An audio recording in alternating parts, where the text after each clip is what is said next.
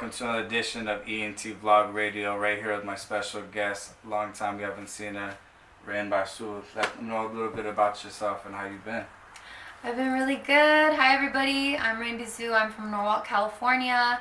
I graduated from Norwalk High. I was a substitute teacher for 5 years, and I even served for Norwalk La Mirada Unified.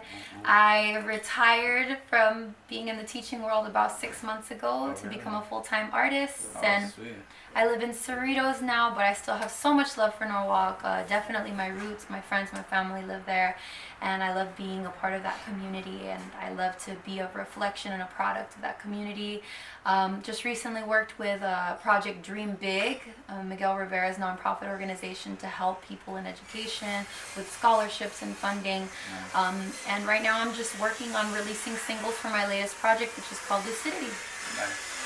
Let's back up a little bit. So it's been 6 months. You ever been a teacher? How's that transition? Because I remember we talked about it in the podcast about being a teacher and about the directions and all that stuff like that. But how's been the transition? Been a little rough for? It started out really scary. I mean, when you decide to be your own boss, it's like free falling into the unknown, and you're only latching on to faith. You just have to have complete faith that whatever your design or your plan or your talents and gifts that God gave you, that they're going to see you through. And it's that faith that really attracts the opportunities that are going to bring you success. So it's definitely been, an act of surrender to go from being a person with a very secure form of income to somebody that makes her own money every single day. I wake up every morning and I have to have a sense of purpose, and I have to be giving of myself in order to receive more opportunities. So it's a shift. I mean, you go from having a stable job with benefits, and you go to the same place pretty much every day, and you know what's expected of you, to waking up and realizing that you could do whatever the fuck you want with your day. Exactly. And you can screw it over, or you can make the best of it. Yeah. So when you wake up in the morning, what's the new goal now in the transition now? Is it, I'm pretty sure you're from a label, right? It's where they automatic no by yourself. I am independent. Oh, so tell me about the transitions now. About now, getting yourself booked at shows, because I know that sometimes you resonate at certain spots, correct? Yeah, I have a few residencies. Yeah. Well, I mean, the journey from the transition into becoming a full-time artist started, almost at the same time that I began teaching. I began teaching with the intention of using it as a stepping stone for a journey into entrepreneurial, ambitions. Yeah. But I have a daughter. She was 5 at the time that I began this, and I needed to be responsible, and I needed to make sure that the bills were going to get paid, that we were going to have lights, that we were going to have a roof over our heads, that we were going to have transportation and food. And when I started, we were in Norwalk. We were at the Studebaker Manor apartments. I was at my aunt's house. I was sharing a bedroom with my late cousin, rest in peace. We were sleeping on a mattress on the floor. That's how I started. And at the time I was in the corporate world, and I was super dissatisfied, so I went into substitute teaching on a whim. In fact, I came in to be a paraeducator, just earning $10 or $11 an hour at the time. And they're like, you have a BA, you have a degree, why don't you become substitute? All you need is these credentials, take a test. I took the test, first try, I passed it, so it was really easy, and it came naturally to me.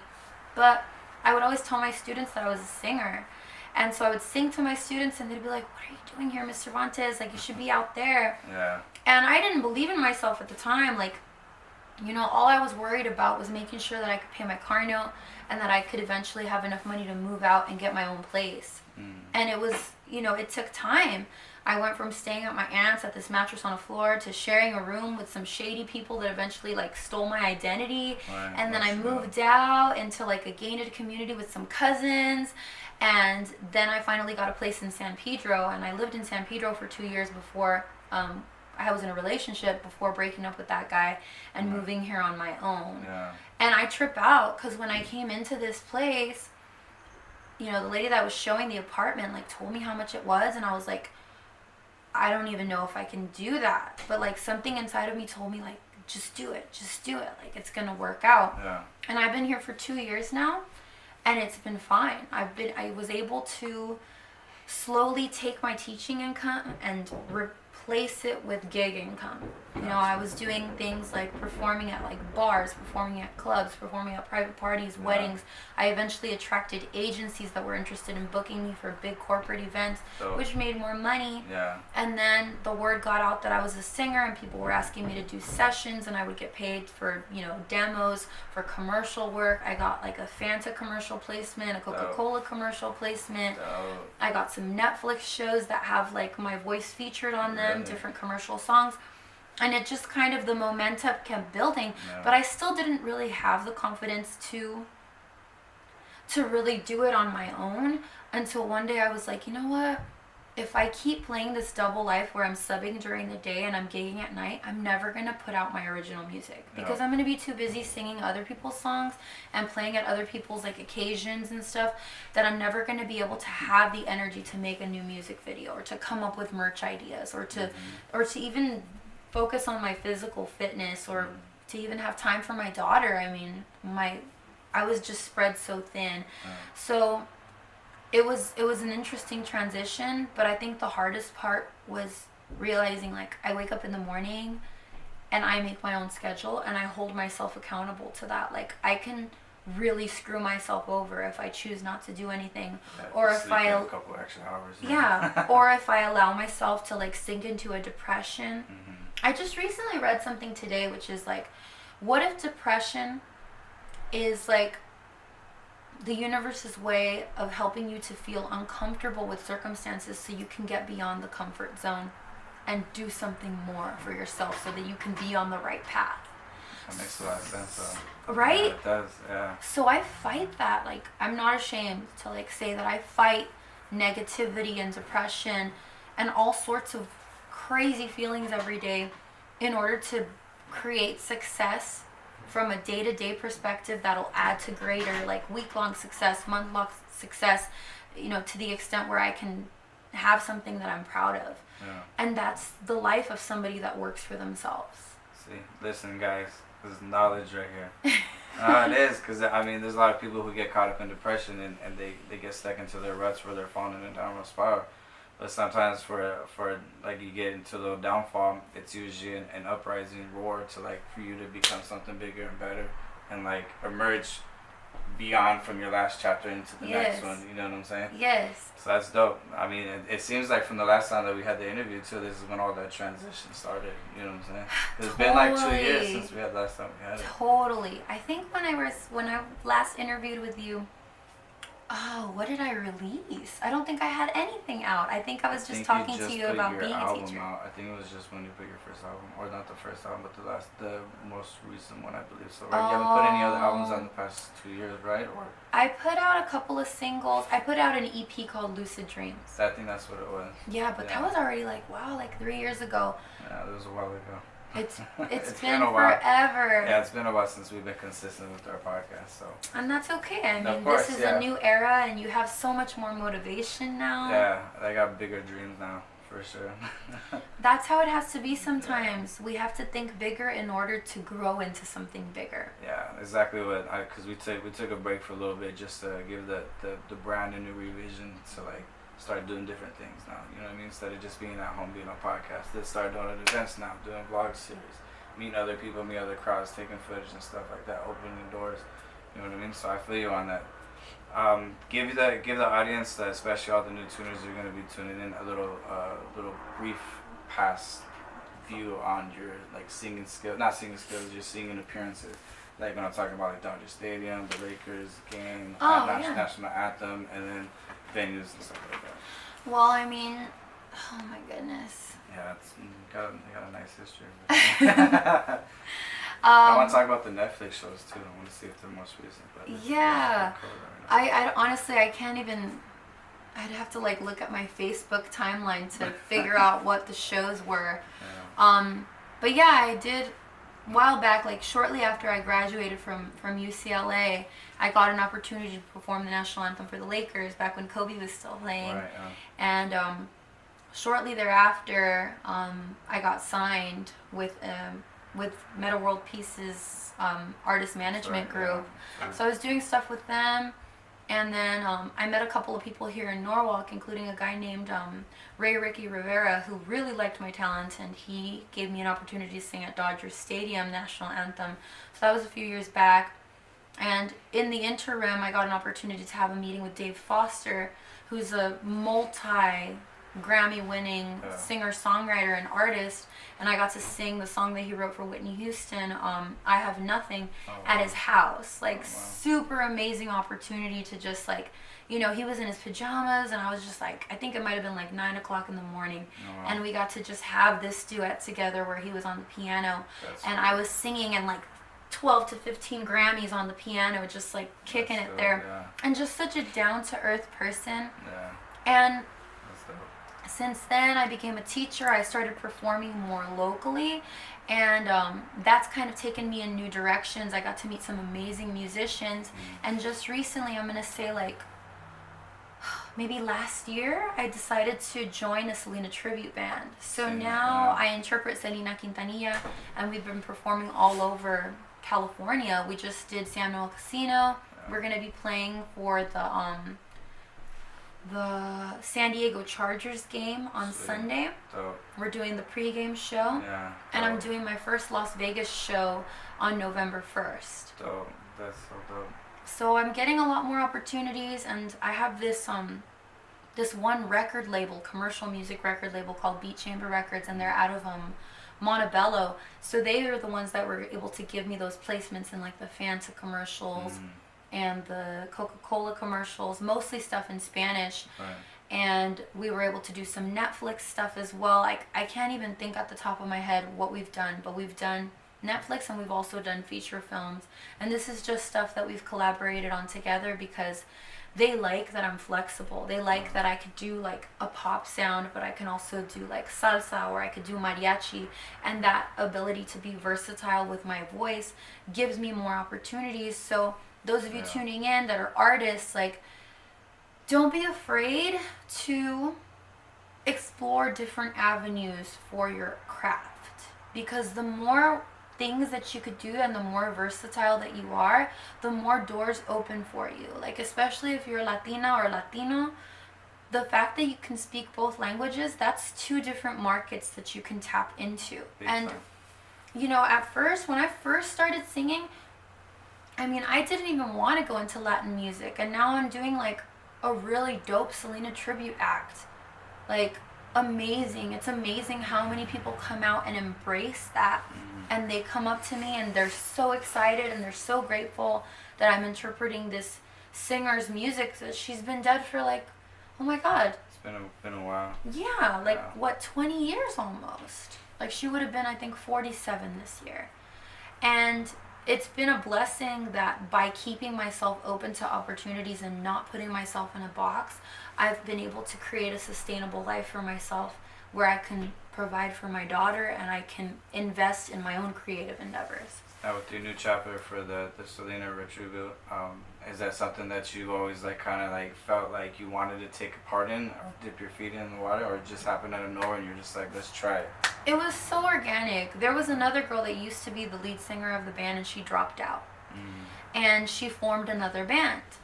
And so they asked me on a whim. I was doing street food cinema at USC, right next to the, what is it, the Coliseum? Not the Coliseum. Is it the Coliseum? Right there, yeah, either Coliseum or right next to the Forum, right? Or is it? At the Coliseum, you're right, the Coliseum.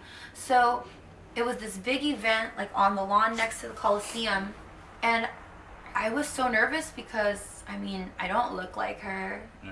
I can try to emulate her sound. I didn't really know how to dance like her, and I only had like a few weeks to prepare and get a costume ready and just do it.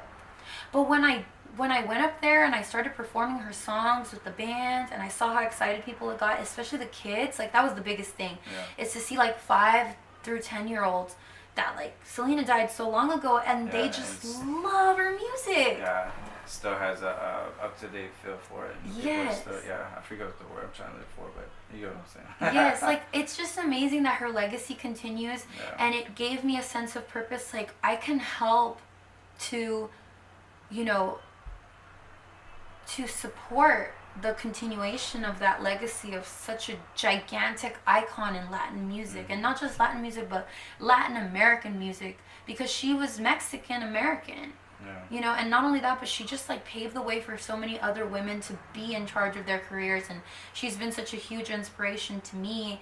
And she was just at the cusp of her crossover when she died, and so I kind of see this Selena tribute as giving me the confidence not only to like embrace what she does and to like leave a mark as somebody that passes that on, but also somebody that gets the courage to continue her journey, her crossover journey. And that's what I do with my music. Like I do a lot of R&B, I do a lot of pop music, and I kind of push the envelope as far as what a Latina can do in R&B music. Right, yeah. No, they're not just subjected as just one category. Yeah. And it's good too that you're making it diverse for people to know, and to let them know too. Don't be afraid to switch it up. Because there's always talent for different categories. You just gotta find a different range and your comfortability with it, for sure. Exactly. And you know, I know people are trying to make money and they're trying to appeal to a certain crowd, but like when you're an artist, you also have to explore your own creativity and use creativity as a way to grow personally. Yeah, definitely. Let's talk about the preparation and going into the Chargers game and for Vegas. What are your nerves feeling like right now? I mean, just talking about it, I mean, I know you can feel the energy, like maybe double thinking about like, oh shit, Chargers in Vegas. What's the preparation like? Well, I'll tell you one thing, man. I go to the gym every day. I see that. Your crazy workouts, I see it. Every day I go to the gym. I see they pushing you too. I have a trainer out of here in Norwalk at the Dog Pound Gym, okay. and we do personal training there. And then I train at Go Hard Society in Carson. And yeah, every day we do upper body, lower body. We do HIIT training. I drink protein shakes. I eat vegan, and I try to take, like, I'm taking out all of my carbohydrates right now, like unhealthy carbohydrates, because my goal is to get as close to her physique as possible, which is not easy. Like, Selena was built like a fucking stallion. And, you know, it's difficult for anybody to look like that. Maybe Jennifer Lopez. Yeah, it's like you're prepping for like an actress role. Exactly. Yeah. No, exactly. And then I watch the Selena movie and the Selena concert almost every day. To get her like dance moves down and the motion and stuff like that. Yeah, because I just don't want to be like a bootleg version, you know? And it's stiff too. I know I'm never going to be her. But I at least want to honor what she left and who she was to our community, so that I feel better about myself, about what I'm doing when I'm stepping into that role. But yeah, it's really intense. I mean, I've never performed in Vegas before, so this is my first Las Vegas show. And I know that if I do really well, it's going to open the door for more Las Vegas shows. Oh, big time. Do you know the venue or the location yet for that? I'm going to be... No. I'm going to be at Texas Station. So that'll be my first venue, and then we'll see what happens after that. But my goal is to be at House of Blues, and to be at MGM, and maybe eventually at Caesar's Palace. Yeah, that'd be dope. I'm pretty sure too. I mean, with your vocal range and how talented you are, I'm pretty sure you'll knock that shit out. We'll see. I got you. We'll see. You know, we're actually planning on doing something with Chris Perez, her husband. Oh, sweet. My band leader, Joe Mendez, he has like a really close relationship with Selena's widow, Chris. And so what we're planning on doing is we're planning on inviting him to some of our shows to play the guitar. Oh, that'd be dope. So he can do, like, you know what? Make sure you guys take footage so I go watch. Probably won't be able to make it by then. Oh my goodness, yes! You guys should definitely come out. It's not going to be in Vegas. It's going to be... Oh, this is going to be another location for that one? Yeah, because we have a show coming up on October 12th at the Citadel. Okay. So we might have him.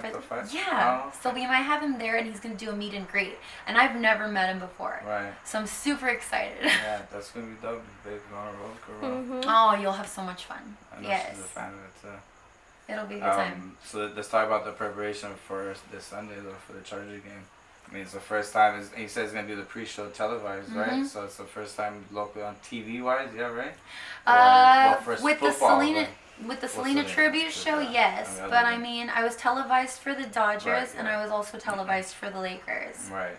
But now this is a bit different step, though. Yeah, this is like a big band. This is me dressing up. I'm getting a costume made for the occasion. I mean, I have a few costumes, but I want to do the traditional, like, purple jumpsuit, so I'm super excited about that. Our band is going to rehearse on Friday. I cut out carbs starting, 2 weeks ago to just really trim up because the camera adds like 10 pounds. Yeah. And yeah, so we are preparing for success. I'm excited for you, and I'm happy for you too. Thank you. Thank you. Let's talk about the new projects and the new singles. I know Oh My just dropped last Sunday. The video is dope on YouTube now, and we'll be watching it in just a moment. You'll see it. But yeah, let's talk about the video. Oh my goodness. The video was a disaster at first, I'm going to confess. Really? Yeah. So, I don't know if you ever saw the video, I'm Ready, from the Lucid Dreams project. Yeah, So, Ninth and Company did that video, but they were a completely different collective at the time. It was a different videographer, a different team. But I decided that I wanted to work with the director on this video, and I thought that if I just kind of threw money at him, he would give me an idea and it would be golden and we'd go into it and it'd be awesome. Right. And I was so wrong. Like, some advice for you guys. Like, if you're an artist and you want a great music video, you really need to take the lead in that situation. You need to plan out what your vision is, what your locations are, and come up with somebody that's going to meet you halfway as far as putting those ideas together, because otherwise they're going to be in charge and you're not going to be happy because you're not going to be involved in it. Yeah. As involved as you are in your music, you need to be involved in the visuals that accompany that music. So that was the lesson that I learned. I mean, the first day that we shot, I mean, stepping into it, I already had like a bad feeling. Yeah. And I saw the footage and I was so upset. And I was like, you know what, bro? Like, I can't deal with this video. Like, I don't like this video. We're going to have to do something else. And he's like, all right, we'll do another day of shooting. You know, I definitely want to make you happy, blah, blah, blah. And I'm like, all right. So me and Jeremy, Steal Free, the producer, we started kind of brainstorming on what lucidity meant to us and what Oh My meant to us. And I wrote the song at my first ever like apartment since leaving UCLA. I mean, after my brother died, I was basically homeless. I was living at my cousin's. And then I had to kind of work my way up towards getting my own place income-wise and just like developing better habits. I had a lot of toxic relationships. So for me to write Oh My is just like a sense of gratitude for having independence, for having a place of my own, for having blessings to count and being aware of those blessings. And this all happened in San Pedro. So I was like, well, why don't we shoot in San Pedro? So we shot the second day at the Sunken City and a couple of other places, and we kind of put it all together, sandwiched it together, and we decided to call Oh My like a homage to a city that helped me believe in myself and my art again. Sweet. And we decided to do the release party at Babouche in San Pedro, and it was crowded, it was great, people loved it. Yes, people really enjoyed that. It was just a very down-to-earth and relatable perspective on art. And then now it's available everywhere, right? YouTube and then all streaming platforms as well. Yes. And so you're excited for that. Totally. Yeah. Like, I've seen your anticipation for it as well. Yes. When you're loading it up, you're like, it'll be out just a minute. You know? I was so excited. It's just so nice because it was just shelved for like 3 years. Really? Oh, so it's been that long since you've had it already done? Oh man, I have like 30 songs that are just sitting. Just sitting in the vault, huh? So my goal is to release one single a month indefinitely at this point. Just singles by itself, or are you going to be doing videos with those as well? They're all going to have videos. We just had a meeting yesterday doing treatment for the next video, which is called We. Okay. And we're going to be shooting that in Long Beach as well as in Palos Verdes. So we're doing a lot of South Bay work because that's where a lot of the project was conceived. Right. And then we're going to branch outward. I'm thinking for one of the videos we definitely want to feature Norwalk, or we want to feature Cerritos. We want something that the people that know me, the people that follow me are going to just feel and connect with it. Yeah, they're gonna connect with it. Yeah. Yeah, definitely. Yeah, get some hometown Milwaukeeans in there. Yeah, like the donut shop. You know what I'm talking about? Right? See? Oh yeah, and you definitely have to come out to one of the shows. Yeah, definitely. Just keep me informed when you're gonna be doing them. I'll make sure that we got time. 4 minutes left. I'll make sure that we got time where we're able to come and see. Go ahead and plug everything that your upcoming shows. Let's talk about that for a minute. All right, so I have a bunch of residencies. I play every Thursday at Tantalum in Long Beach from 6:45 to 9:45. I'm at Bistro Saint Germain doing acoustic sets on Wednesday nights from 7 to 9 p.m. I am at San Manuel Casino on Monday nights from 7 to 11 p.m. My next Selena tribute show is gonna be, this Sunday at the San Diego Chargers game against, I believe it's the Broncos. Cool. And I'm trying to think of what else I'm doing. I'm a little overwhelmed. Honestly, like, I have to write down everything on my calendar. So if you guys want, you can follow me on Instagram. My Instagram is Bisou, RAINBISOU. And I'll post up my dates. I'll post up upcoming music. I'll post my Selena videos if you guys are interested in that. If you guys want to come out to something local, I'm going to be at the Citadel on October 12th with my Selena tribute show. And then I should be releasing another music video this month, towards the end of the month, and hosting a Halloween party. So you guys will be invited to that. I'll put up the flyers on my Instagram. If you guys want to check out my discography, you can find everything on Spotify. You can find stuff on Apple Music, on Google Play, Napster, all of the digital platforms. And my website is rainbisou.com. That's RAINBISOU.com. Once again, thank you so much for having us, and thank you for inviting us. And my pleasure. Yeah, definitely, and let's definitely do a follow-up. Sounds good. Let's continue the journey. Sounds like a plan. All right, you guys go ahead and check out the video. We're gonna go ahead and play that right now, and yeah, go ahead and stay tuned for the next episode. We out.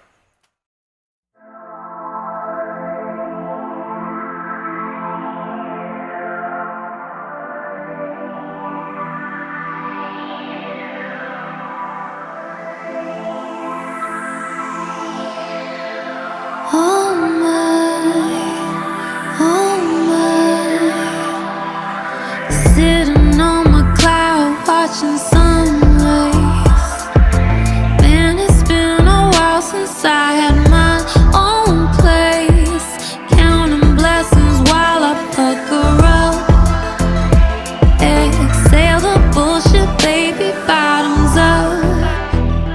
Got a queensland with a king by my heavenly side, bitch. Come up to my throne and try to break my stride, 'cause I'm so high